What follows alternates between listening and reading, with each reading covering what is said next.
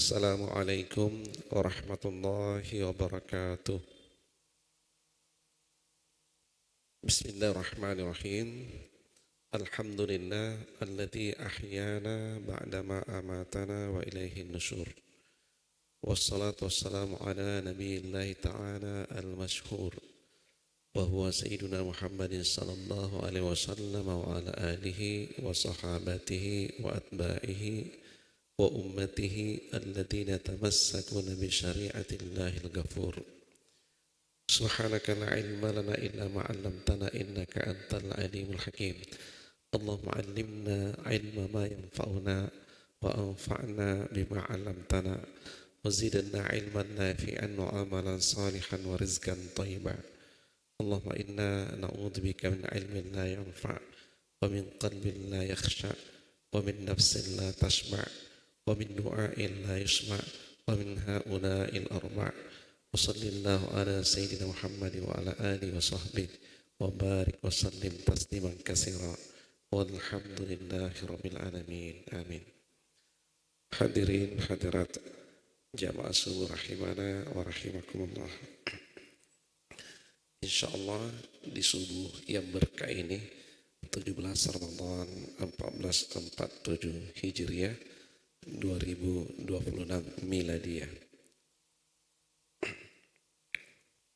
kita dipertemukan oleh Allah Subhanahu wa taala, dan semoga kita yang masih bertahan duduk ini diikhlaskan hatinya oleh Allah untuk mengikuti taklim yang insya Allah akan diantarkan sampai masuk waktu isyarat nanti.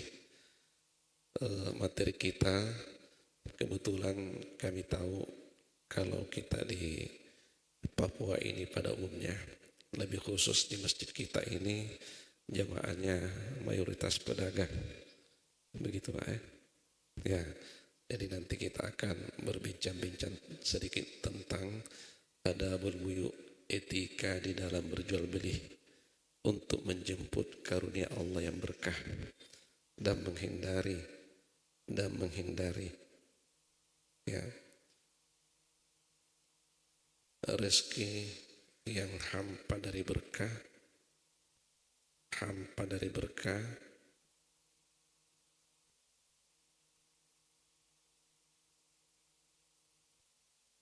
boleh jadi mendatangkan malapetaka. Itulah sebabnya panduan sunnah kita harus tahu untuk dihindari larangan-larangan Allah dan juga untuk menunaikan aturan-aturan Allah yang seringkali kabur di pandangan kita oleh karena minusnya ilmu, minusnya bekal niaga yang kita tahu, lalu coba-coba masuk di pasar. Ini nanti kita akan bincang-bincang. Semoga Allah buka hati kita untuk memahami dengan niat untuk mengamalkan sepanjang hayat sebagai pedoman, panduan di dalam mencari karunia Allah, berkah di dunia, berkah di akhirat, insya Allah. Hadirin hadirat, sebelumnya kami akan membacakan dulu satu hadis. Semoga hadis ini kita bisa mengambil keberuntungan pada pagi hari ini, dan bukan hanya pagi hari ini, untuk seterusnya ya. Dalam suatu riwayat Imam At-Tirmizi dan juga Imam Malik dari sahabat Abu Darda, beliau ini terima dari Abu Dzar Al-Ghifari, mendengar Rasulullah sallallahu alaihi wasallam bersabda, "Man shalla al-fajr fi jama'atin thumma dzakara hatta tatlu asy-syamsu fa shalla rak'ataini kutiba lahu ajru hajjin wa umratin tamatin."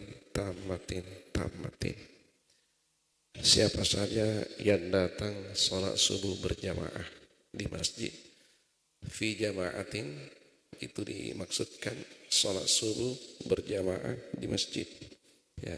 Sampai di sini kita sudah termasuk. Lanjutannya, yang bersangkutan setelah salat subuh tidak beranjak dari tempatnya, alias tidak keluar dari masjid. Apa yang dilakukan? Tsumma dzakara, lalu yang bersangkutan duduk berzikir-zikir. Zikir itu ada 3 modelnya. Pertama, qiraatul Quran, membaca Al-Quran. Kalau tidak, dia bertasbih dan sejenisnya. Kalaupun tidak, yang ketiga adalah hudur majelis dzikri, menghadiri pengajian seperti ini. 3 model zikir ini, membaca Al-Quran, berzikir-zikir, dan mengikuti majelis zikir atau pengajian, yang tertinggi kualitasnya adalah yang ketiga. Ya, jadi rugilah orang yang meninggalkan pengajian karena sibuk membaca Al-Quran. Ya, rugilah orang yang meninggalkan pengajian karena hanya sibuk membaca Al-Quran. Ya, itu. Hatta tatlu asyamsu, sampai matahari terbit. Fasalla rak'ataini, lalu yang bersangkutan sholat 2 rakaat. Ya, satu paket amalnya ini 3 yang terpadu menjadi satu, 3 in 1. Sholat subuh berjamaah di masjid, zikir-zikirnya, dan sholat isyraqnya nanti. Rasul menjanjikan kutiba lahu, yang bersangkutan dituliskan pahala ajru hajjin wa umratin, pahala haji dan umrah. Ada sahabat bertanya, wahai Rasul, mungkinkah amal yang sedikit itu imbalan yang sebanyak itu? Rasul menjawab, tamatin, sempurna. Maka diamlah sahabat itu. Hadirin hadirat, ini artinya apa? Alangkah beruntungnya orang-orang yang beristifadah dengan hadis ini. Ya, ketika datang salat subuh berjamaah di masjid, dia biasakan, tradisikan di dalam hidupnya, tidak segera meninggalkan masjid. Tapi bara yang sangat berharga ini diperjuangkan dengan melawan semua keinginannya, melawan semua rayuan dunia untuk bertahan sejenak di masjid. Yang dilakukan itu zikir-zikir dalam 3 model. Salah satunya, kalau ada pengajian, ini yang terbaik. Sampai nanti terbit matahari, lalu ditutup dengan sholat isyraq 2 rakaat. Maka kepadanya ya dituliskan pahala haji dan umrah. Saya tanya Bapak Ibu, berangkat haji sekarang itu bayar berapa? Ya, kalau berangkat normal mungkin agak murah, tapi puluhan tahun kita menunggu. Berangkat umrah sekarang ini minimal 30 juta. Kalau hanya 30 juta biasa jauh hotelnya. Ya, kalau berangkat haji lewat paket ekspres itu 200 sampai 300 juta. Itu pun kalau ada. Jadi nilainya ini andai kata dikonversi ke rupiah sekitar 330 juta. Coba cari siapa di antara kita karena disibukkan oleh dagangannya sehingga bercepat-cepat keluar dari masjid kembali membuka kios. Adakah 330 juta yang didapatkan sebelum orang yang bertahan di sini keluar dari masjid? Kira-kira dapat? Ya Allah, ini hadirin hadirat, Allah merahasiakan ini ya tidak ditampilkan secara kasat mata, oleh karena Anda itu dilihat secara konkret, langsung dilihat secara nyata. Saya yakin masjid sebesar ini pasti sesat dengan jamaah, Nah, tapi ini informasi yang disampaikan oleh Rasul, tidak terlihat secara mata. Disinilah ujian keimanan. Siapa beriman, itulah yang beruntung. Siapa yang tidak beriman, itulah yang merugi. karena hanya orang beriman yang mendapatkan keberuntungan ini. Ya, semoga kita termasuk di antaranya, insya Allah. Hadirin hadirat, baik.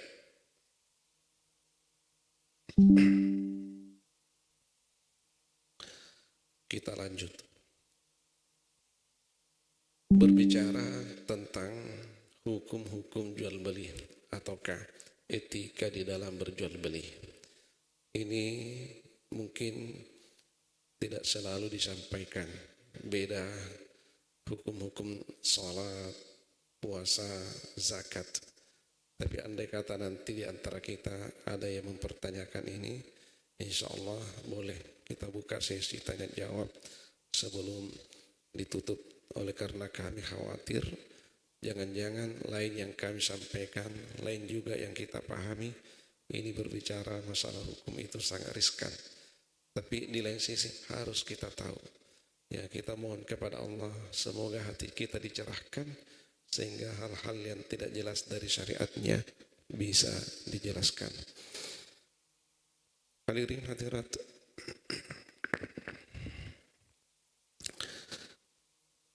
yang pertama yang diminta kepada kita para pencari-pencari karunia Allah, supaya di dalam hidup kita ini tertuntung untuk mendapatkan rezeki yang berkah. Maka di pagi hari sebelum kita berangkat kerja, kita diminta untuk sholat 4 rakaat. 4 rakaat. Ya, dari mana dasarnya? Ya, hadirin hadirat, ini dikutip dari salah satu riwayat yang bersumber dari riwayat Abu Daud kalau tidak salah ingat ya. Ini hadisnya sahih. Suatu ketika Rasulullah sallallahu alaihi wasallam dalam tidurnya bermimpi ya diseru oleh Yang Maha Kuasa. Berarti hadis ini hadis qudsi. Yang Maha Kuasa bertita kepada nabinya, ya benar Adam, tidak mengatakan ya Muhammad. Andai kata ya Muhammad, boleh jadi itu perintah khusus, instruksi khusus untuk beliau statusnya sebagai Rasul. Tidak juga mengatakan ya Rasulullah, tapi mengatakan ya benar Adam. Berarti kita semua termasuk. Wahai anak cucu Adam, irka'li min awalin nahari 4 rakaat akfika akhirahu. Wahai anak cucu Adam, rukulah engkau di pagi hari. Rukulah engkau di pagi hari. Awalin nahar di sini adalah pagi-pagi sekali. Ya, sebelum engkau berangkat kerja, tatkala waktu isyraq itu sudah masuk, maka rukulah engkau 4 rakaat. Akfika akhirahu, niscaya hajat-hajatmu di sore hari nanti aku akan cukupkan. Nah, aku akan cukupkan. Ini janji Allah ketika syaratnya dipenuhi. Nah, jadi kita semua ini para pencari karunia Allah yang biasanya bercepat-cepat meninggalkan rumah di pagi hari untuk berangkat kerja, entah kita pedagang ataukah orang kantor atau aktivitas apa saja, jangan lupa ini 4 rakaat di pagi hari. Di sinilah dipahami bahwa sholat isyraq itu ya, hadis yang pertama menyebutkan 2 rakaat, hadis yang kedua menyebutkan 4 rakaat, sehingga dipahami minimal 2 rakaat, sebaiknya 4 rakaat. Sholat isyraq itu minimal 2 rakaat, sebaiknya 4 rakaat. Hadis yang pertama hadisnya hasan, hadis yang kedua hadisnya sahih. Hadirin hadirat, ini jadi syaratnya untuk mendapatkan jaminan Allah di sore hari nanti. Hajat-hajat kita, urusan-urusan kita akan menjadi urusannya Maha Kuasa, dengan syarat di pagi hari kita tunaikan 4 rakaat. Ruku 4 rakaat sebelum berangkat kerja. Ya, semoga ini nanti bisa kita tradisikan. Ya, salat yang dimaksud adalah salat isyraq, karena itulah salat yang diajarkan oleh Nabi di pagi hari selain salat subuh. Nah, salat subuh tidak ada lagi salat sunat ba'diyahnya sampai terbit matahari. Ya, ketika terbit matahari, salat yang pertama disyariatkan itu adalah salat isyraq atau salat syuruk. Ya, mungkin kita sudah terbiasa melakukan ini. Ya. Ya, di rakaat pertama seusai Fatihah dianjurkan membaca wasyamsi waduhaha. Rakaat kedua wadduha kalau hafal. Tidak hafal, rakaat pertama wadduha, rakaat kedua alam nasrah laka sadrak. Tidak hafal, ya rakaat pertama alam nasrah laka sadrak, rakaat kedua nanti idza jaa nasrullahi wal fath. Andai kata tidak hafal, ya rakaat pertama kul ya ayyuhal kafirun, rakaat kedua kul huwallahu ahad. Tidak hafal lagi, baca yang dihafal saja. Tidak ada yang dihafal, cukup suratul Fatihah. Suratul Fatihah juga tidak hafal, tidur saja. Hadirin hadirat, jadi ini kita dianjurkan untuk menunaikan ini. Ya, jadikan itu tradisi di dalam hidup kita. 4 rakaat di pagi hari harga mati sebelum berangkat kerja. Insya Allah Allah akan menuntun kita untuk mendapatkan karunia-Nya yang halal, karunia-Nya yang bersih, karunia-Nya yang berkah, terhindar dari malapetaka.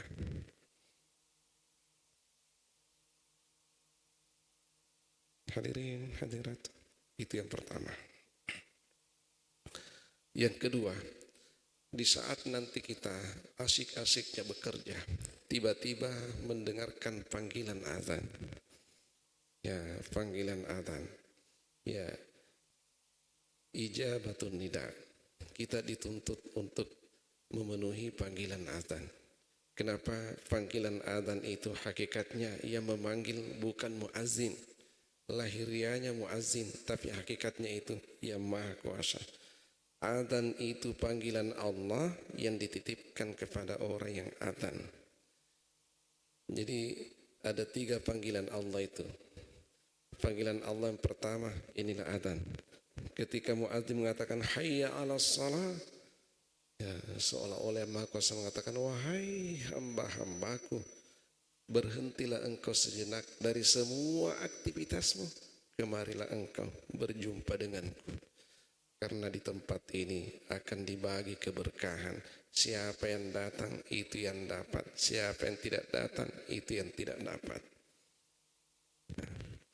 Hakikatnya yang engkau cari itu hanyalah sebutir pasir di atas hamparan padang pasir. Dan hakikatnya yang engkau dapat ketika memenuhi panggilan Tuhanmu ini adalah padang pasir yang luas. Bekalmu nanti di akhirat. Kehidupan yang hanya ada awalnya, tidak ada akhirnya. Ya engkau cari di situ sangat sedikit. Nah, paling kebutuhan yang engkau akan gunakan di dalam hidupmu yang singkat ini. Ini panggilan Allah yang pertama, adzan. Panggilan Allah yang kedua itu yang dititipkan kepada Nabi Ibrahim alaihissalam. Wa'adzim fin nasi bil hajji ya'tuka rijalan wa ala kulli dhamirin ya'tina min kulli fajjin amiq. Nah, panggilan menuju ke Baitullah bagi orang yang mampu. Panggilan ketiga, ini nanti yang dititipkan kepada malaikat Israel, malakul maut. Nah, panggilan yang ketiga ini tidak ada maaf, tidak ada lagi pilihan mau atau tidak. Pasti harus mau, ya, siap atau tidak pasti harus siap. Kalau panggilan Allah yang pertama dan yang kedua masih ada pilihan, datang atau tidak datang terserah. Ya, panggilan Allah yang pertama dan yang kedua ya masih ada pilihan, dipanggil oleh Allah, mau atau tidak mau.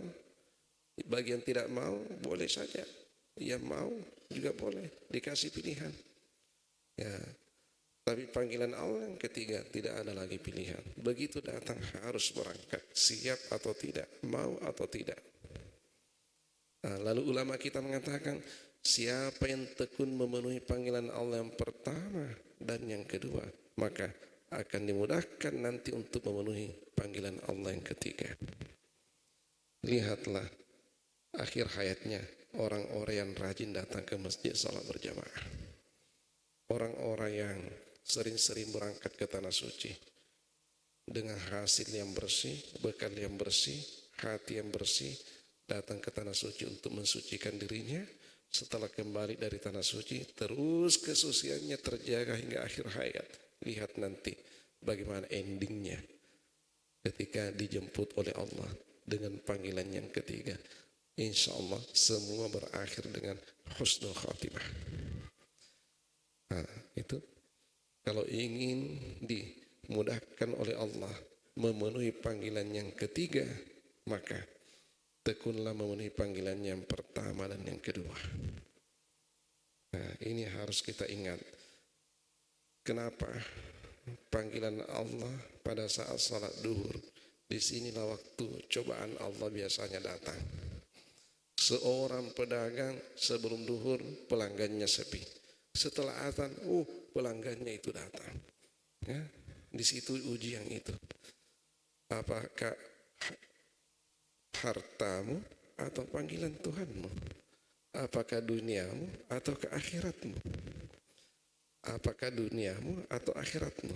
Wahai para pencari karunia Allah, tahulah engkau, dunia itu hanya sebutir pasir di atas hamparan padang pasir yang luas. Dunia itu hanya setetes air yang jatuh di tengah-tengah samudera yang tidak bertepi. Kira-kira apakah yang sebutir pasir itu, yang setetes air itu yang engkau kejar, belum tentu kamu dapat. Sementara samudera yang tidak bertepi engkau abaikan. Hamparan padang pasir yang luas, seolah-olah mata memandang tiada batas, itu yang engkau abaikan. Nah ini yang kita harus pahami. Ya, ketika cobaan itu nanti datang, karena seringkali itu yang terjadi. Hayya 'alas shalah, banyak pembeli. Sebelumnya sepi, sekalinya azan datang. Ya Allah, di sini ujian. Di sini ujian. Bagi orang yang punya iman, pasti di dalam hatinya itu, ya, dengan lapang mengatakan, mohon maaf, untuk sementara kami tidak layani. Kenapa? Tuhanku memanggilku.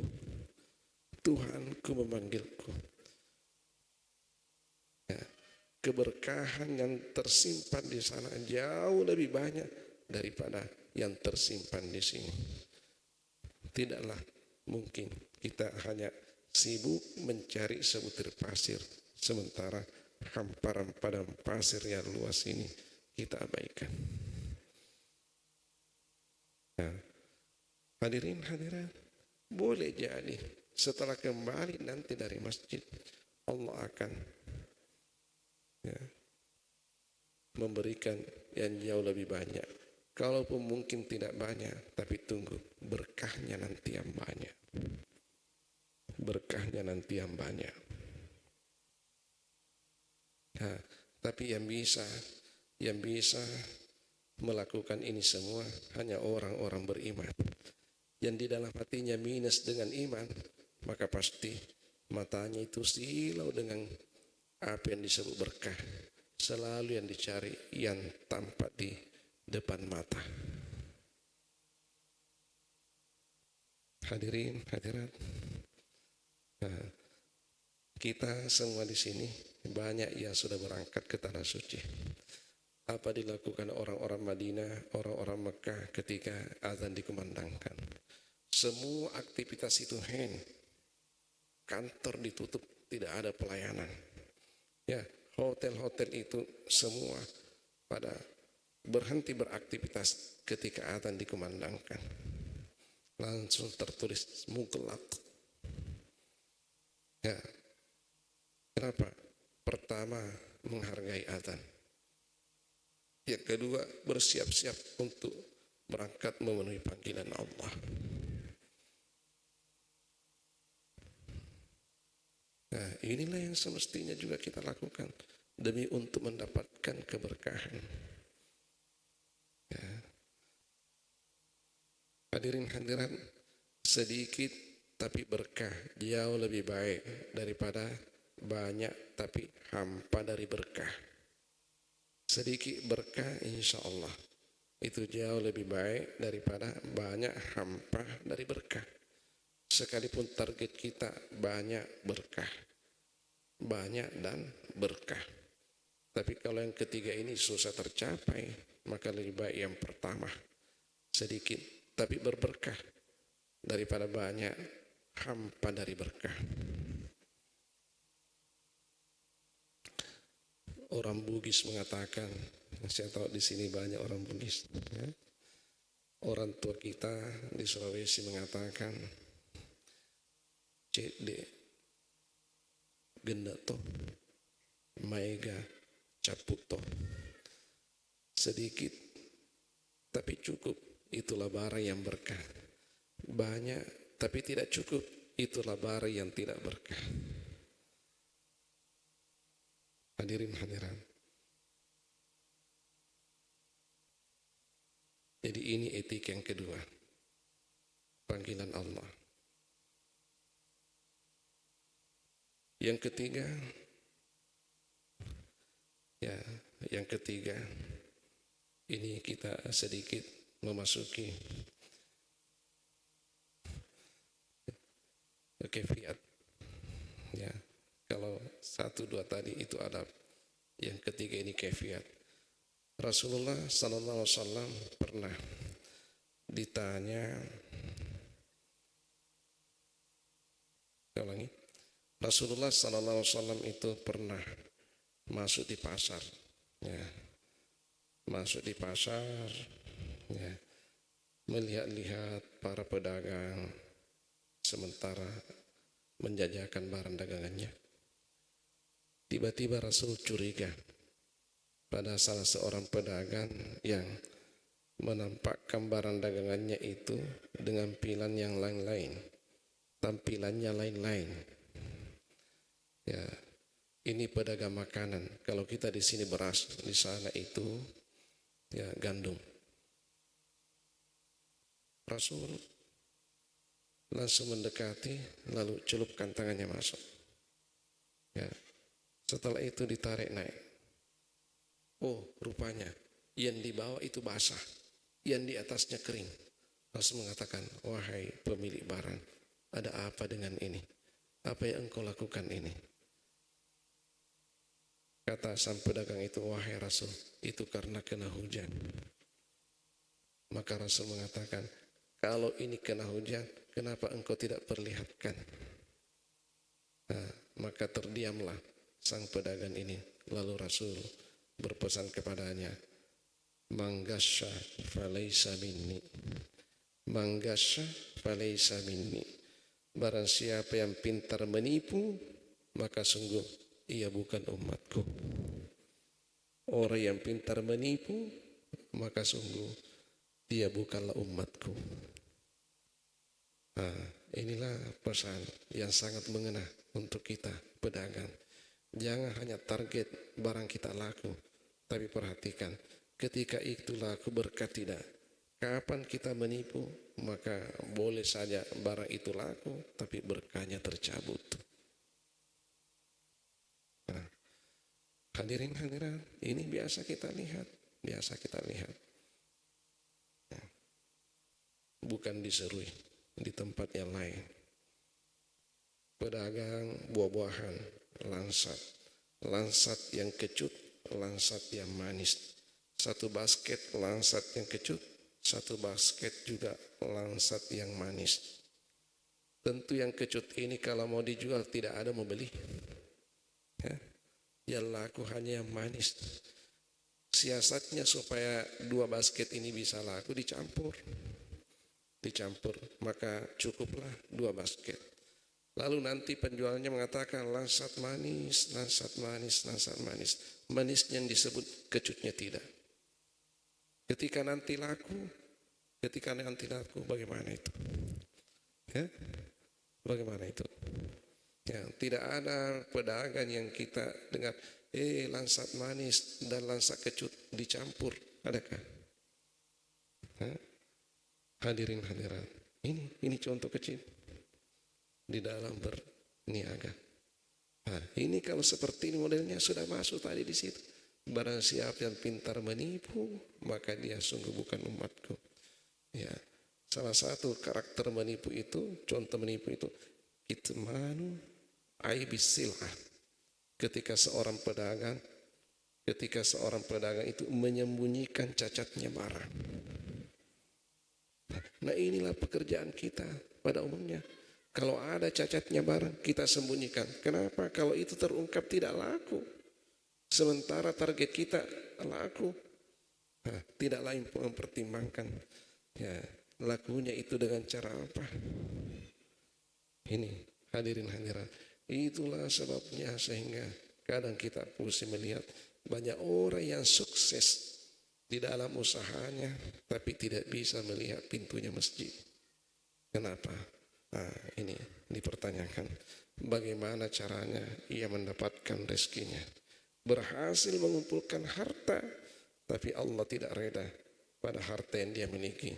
Sehingga yang bersangkutan itu buta hatinya, buta matanya melihat pintu masjid. Waliyadzubillah.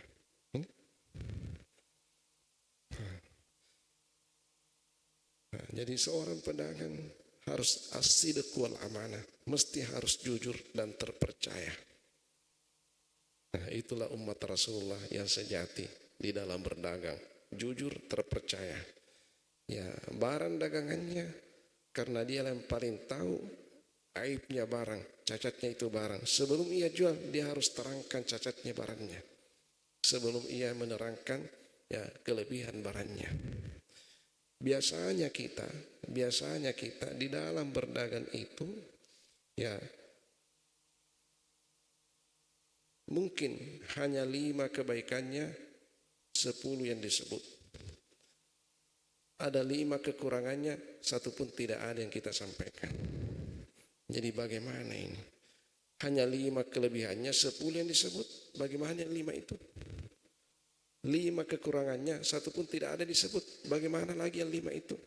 Berarti yang bersangkutan ini setiap satu face badannya, barangnya yang laku itu 10 utangnya kepada setiap pembeli. 10 utangnya kepada setiap pembeli. Dia berutang karena cacat barangnya tidak disampaikan. Dia juga berutang oleh karena kelebihan caranya menyampaikan, menyanjung barangnya sehingga pembeli itu tergiur. Pada saatnya nanti barang itu laku, tiba di rumah, pembeli itu lihat-lihat kembali, ternyata ada cacatnya. Disitulah ia kesal. Pada saat dia kesal, maka keberkahan yang didapatkan itu tercabut. Hadirin hadirat, ini banyak modus-modus yang kita lihat ya, yang biasa dilakukan. Kenapa? Karena minus pencerahan tentang hukum-hukum dan etika-etika di dalam bermuamalah. Ya, semoga kita semua bisa memperhatikan ini. Ya, jadi ini yang ketiga, as-sidqu wal amanah. Jadilah pedagang yang jujur dan terpercaya. Rugi sesuatu yang biasa, selagi harga diri tetap terjaga. Harga diri jauh lebih utama. Harga diri jauh lebih utama daripada hanya sekedar memaksimalkan lakunya barang kita. Ya, kenapa? Tidak ada orang yang dilahirkan 2 kali dari rahim ibunya. Ya, sekali nama itu cacat, susah untuk diperbaiki lagi. Tapi pedagang yang bangkrut, ya masih bisa tumbuh lagi. Pepatah mengatakan, ya Pedagang yang bangkrut jatuh. Jatuhnya jatuh biji. Sekali jatuh tumbuh lagi. Tapi pedagang yang cacat namanya jatuh. Jatuhnya jatuh telur. Sekali jatuh hancur lebur. Hadirin hadirat.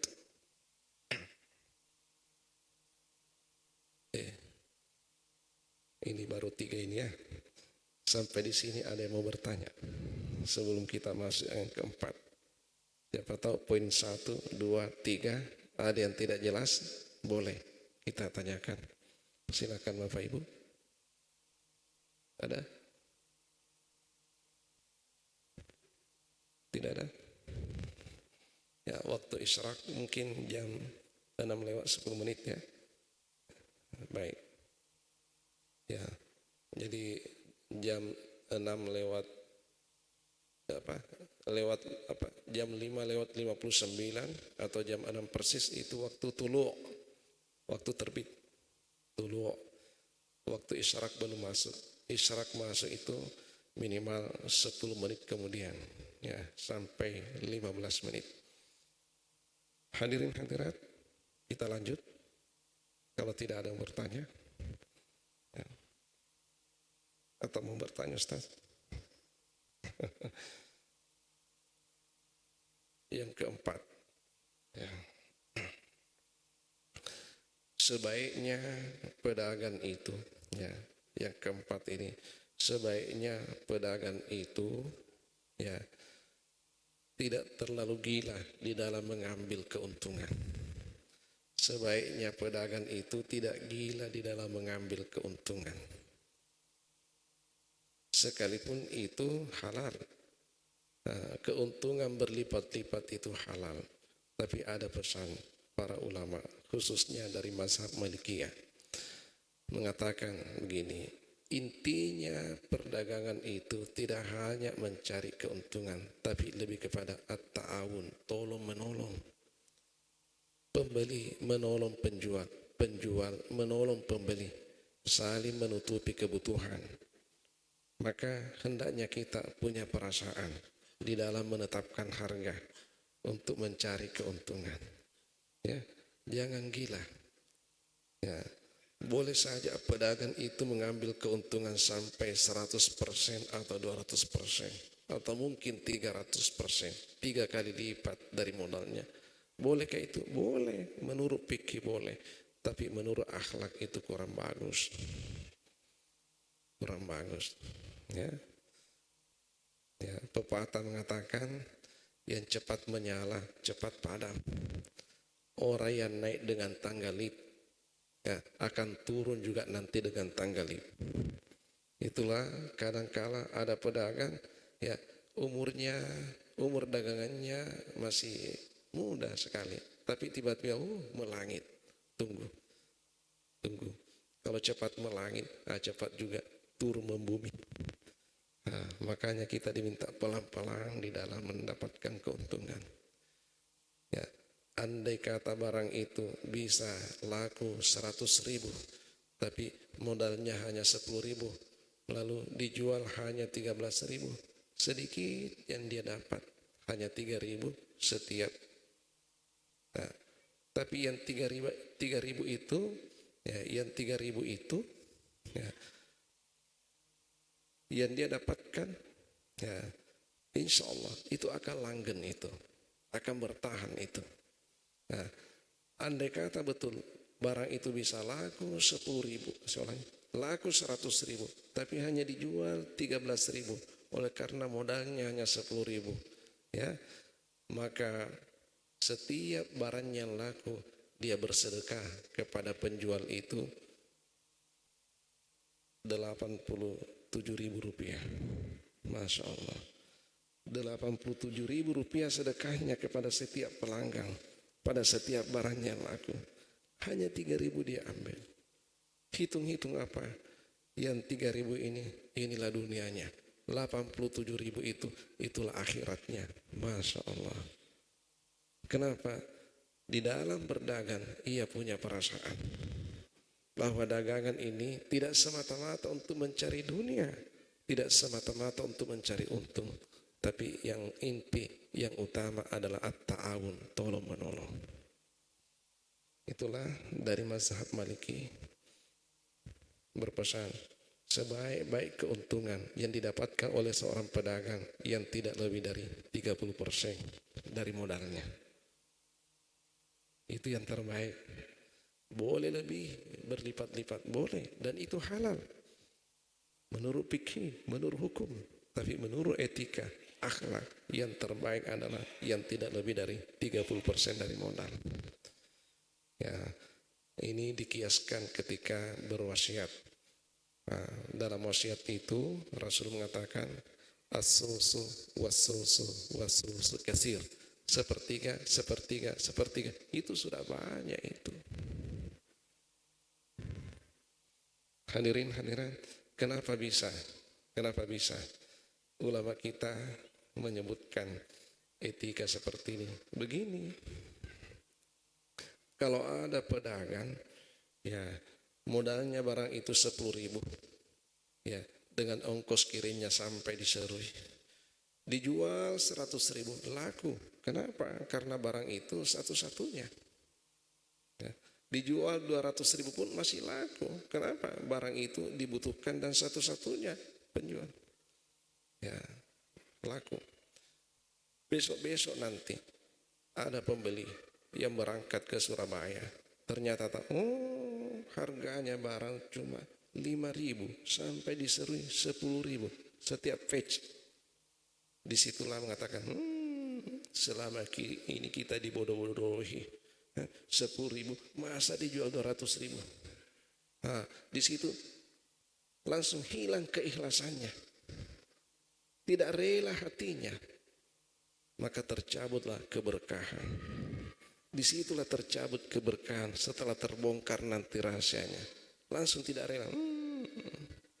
Selama ini kita dibodoh-bodohi. Masa 100.000 modalnya hanya 10.000. Coba.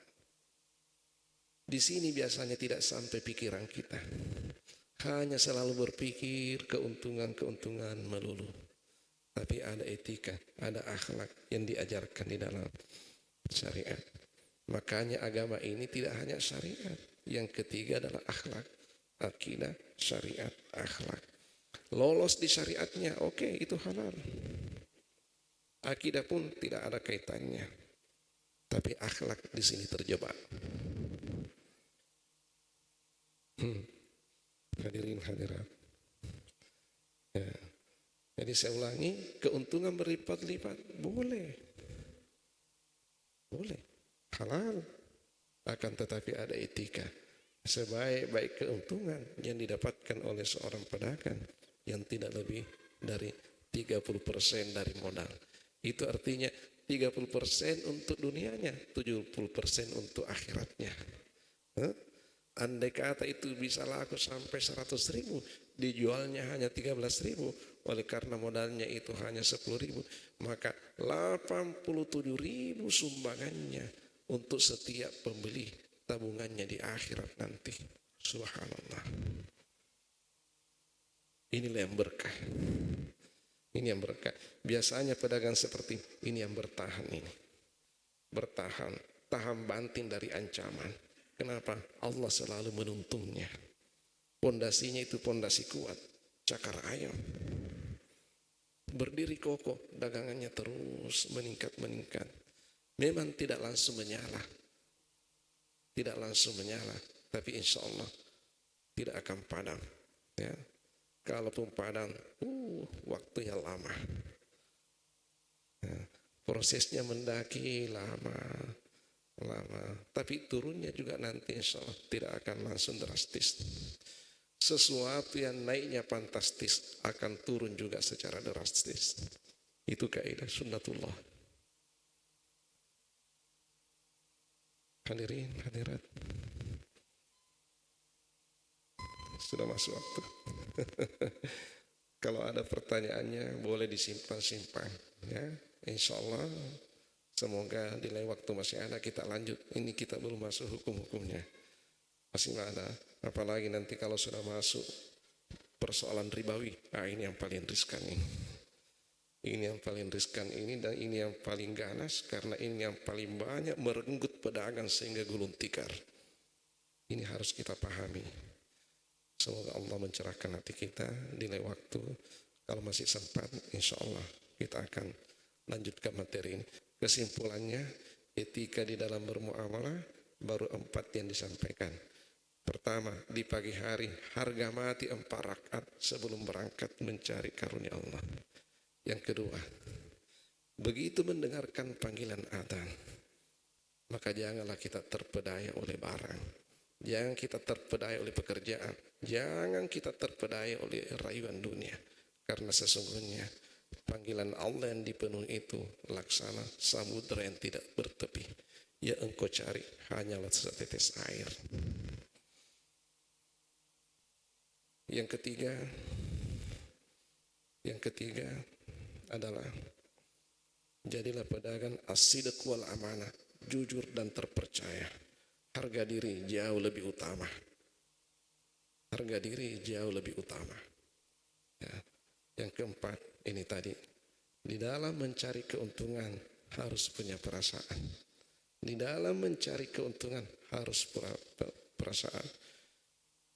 Keuntungan berlipat-lipat halal menurut syariat, tapi menurut etika sebaik-baik keberuntungan yang berkah adalah yang tidak lebih dari 30% dari modal. Wa ma taufiqi illa billah, alaihi tawakkaltu ilaihi unib. Bismillahirrahmanirrahim. Alhamdulillahirabbil alamin. Wa sallallahu ala sayyidina Muhammad wa ala alihi washabbihi ajma'in. Allahumma nawwir qulubana jami'an binuril ilmi wa binuril hikmah wa binuril hidayah kama nawwartas samawati wal ardi binuri syamsik. Subhanakallahumma bihamdika nashhadu an la ilaha illa anta nastaghfiruka wa natubu ilaik. Subhana rabbika rabbil izzati amma yasifun wa salamun alal mursalin walhamdulillahi rabbil alamin. Amin. Akhirul kalam wabillahi taufiq wad da'watu wal irsyad. Assalamualaikum warahmatullahi wabarakatuh.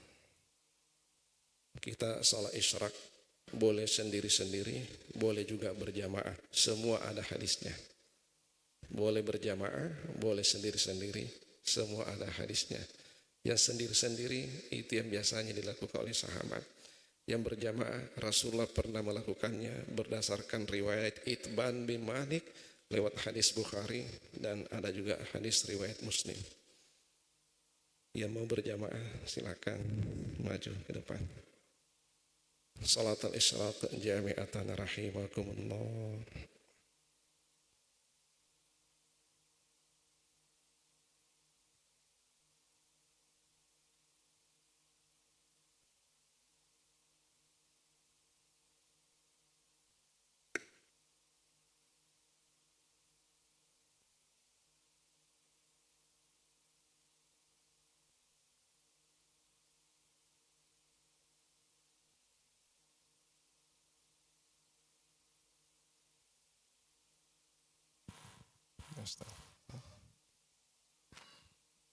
Ya, kita berapa rakaat Bapak Ibu?